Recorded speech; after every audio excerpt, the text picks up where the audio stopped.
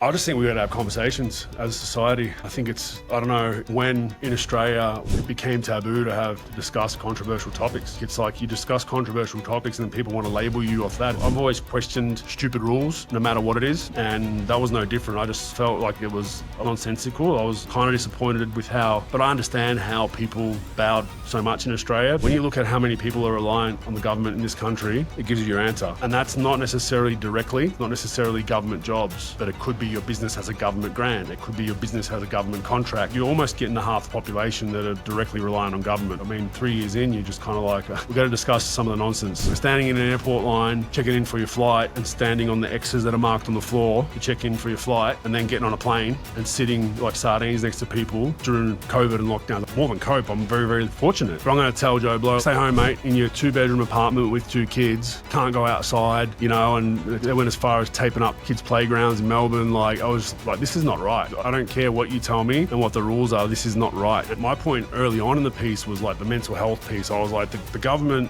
state governments and all that, for probably half a decade leading up to COVID was mental health, right? Mental health, yeah. And then all of a sudden, like, stay in your house all day. What about mental health? No, that's not as important now because COVID's here. And now what we're seeing is you look at the numbers now with the mental health cases, it's at an all-time high.